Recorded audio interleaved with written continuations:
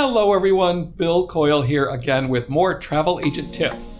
Today we're honored to have Marie Smith, the manager of our group department from KHM Travel, with us to talk about romance travel. Marie, welcome. Thank you, Bill. Pleasure to be here. Thanks so much for being with us. We have quite a bit to talk about, especially when it comes to romance travel. Absolutely. So let's go into it. Let's talk about your background, your history in travel, and how are you doing running the group department at these crazy times? Right. So I've been in the travel industry for a little over 20 years, hard to believe. And then about 10 years ago, came into the agent side of it, mostly because I myself am a former destination wedding bride. Okay, where was that at? Sandals, Royal Caribbean in Jamaica. It's one of my favorite Bay. sandals. I love it. I love it will always hold a near and dear Yes. to my heart spot. And I got my start doing destination weddings. So I am so ready to pick your brain about romance travel. Let's talk about the different types of romance travel that are out there. There's so much romance travel out there. So we're doing, we have our honeymoons and destination weddings. That's the first thing you think about when it comes to, romance travel. But, those proposal trips, Yes. the engagement trips, sometimes even our bachelorette and bachelor parties, it's still part of romance travel there.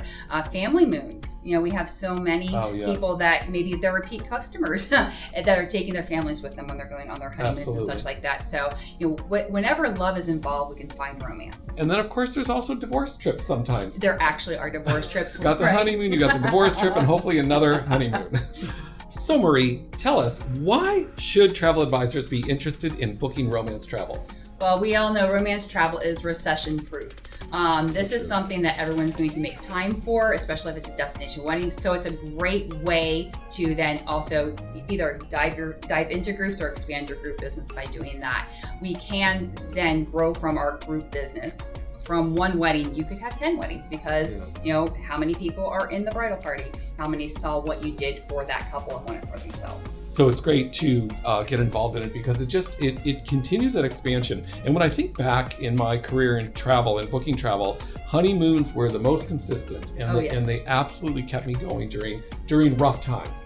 So I think it's a great idea that we jump into it if we're not already into it and use the resources that are available for us. Absolutely. Tons of resources we have available, whether they be in our portal or through our suppliers' portals. So we have our agents interested in romance travel. Can you give them some tips for our agents to help them navigate through this whole thing and break into this market?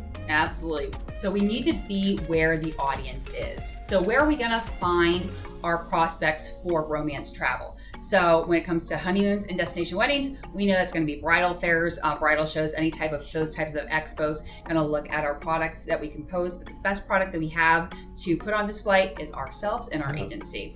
Also, to get active in your local community. Is there a local dress shop, maybe a bake shop?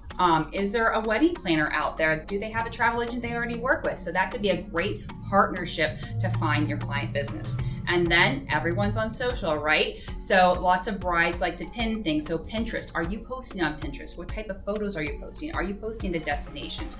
Get active on Facebook. You can also place ads looking for a specific target audience that you have. Insta, post those pictures. Let's, because we buy on the visual. Yes. And so, create that visual for them where they have to be there. So, Marie, you mentioned all of the great photos that can be used, that we should be using on social media. How can agents and our advisors experience those destinations? If you can get on a fam trip, so a familiation trip to get out to experience a destination, try to do one that is romance focused. So you're meeting with wedding corners. So you're getting to meet the people who will be handling the weddings on site. You get to see different setups. So they'll set the weddings up so you can see what a tropical wedding looks like, what their base package is, what their upgrades are. That way you're taking your own photos as well. So that's great to go and experience yourself and then make those connections with the wedding staff on property. And I love that you said make them romance specific because our suppliers are offering romance specific fam trips. And I think that that's very critical because I've been on a lot of fam trips where I didn't get to meet or see any of that. Yes. So you have to go back and try to reach them. But if you're on the romance one,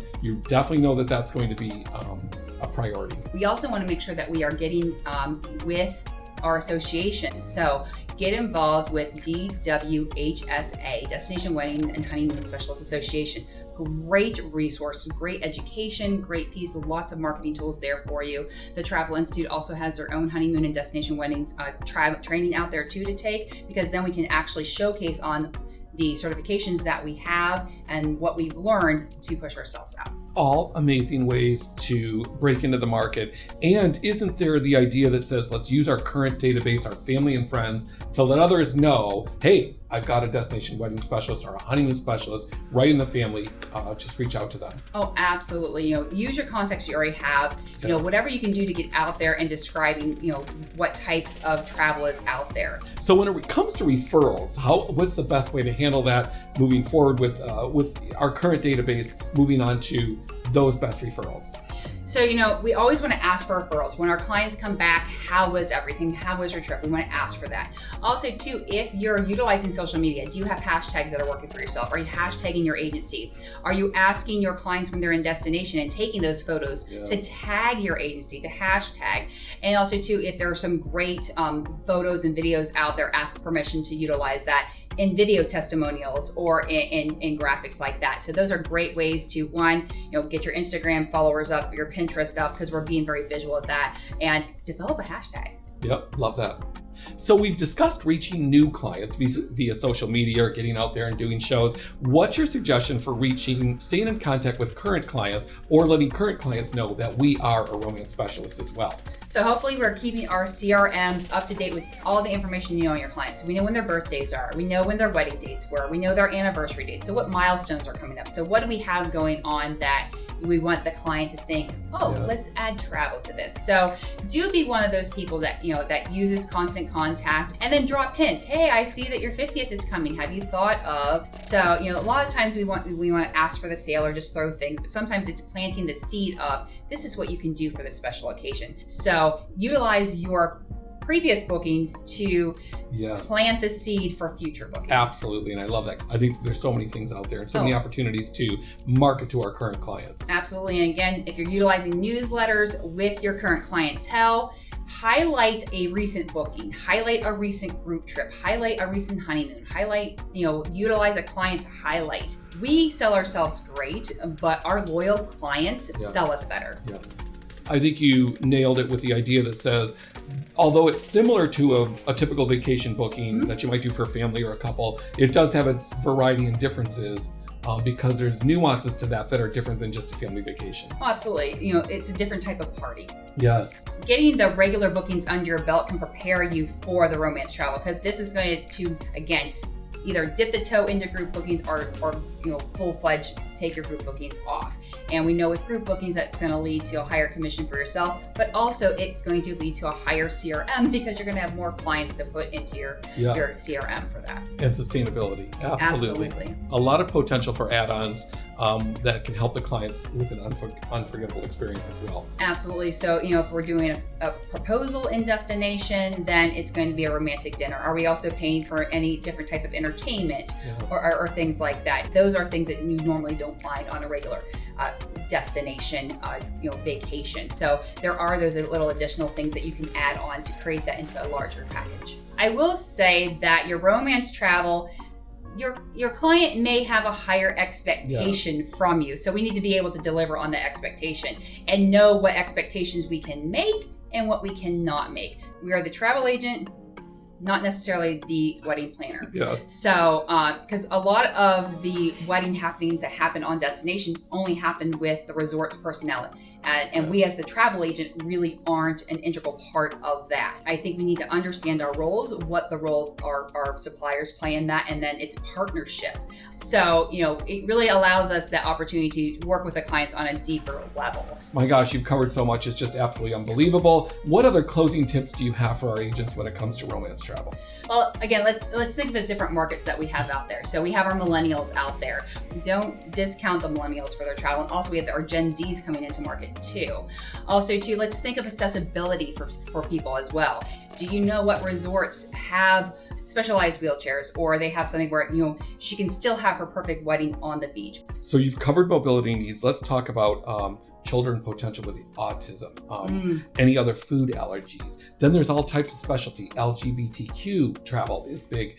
We just had our own KHM Today talk show where one of our own, Matt Walgren, was talking in depth about that. When, all of this becomes part of what we offer, we have a lot of research to do, but let's make sure that we're in line with what the needs are of our clients. Absolutely, because again, we need to put the right product with our right client. Let's think about how we can make the trip more inclusive for their entire family. If we as a travel agent can be very cognizant of needs of others, we can open the world of travel to so many more people because we know we can do that for them. Well, I think you brought up a lot of important points, not just challenges, but opportunities, right? And how do we fulfill that and how do we move ahead? Marie, I cannot thank you enough for being with us today. I felt that we covered so much for all of you. I hope that you guys got a lot from this. You might have to hit replay a couple of times, but it's very, very important that you understand all of the elements and involvement when it comes to romance travel. Please, agents, comment below on what travel agent tips you wish to see in the future. Don't forget to like this video and subscribe to our channel. Thanks again for being with us.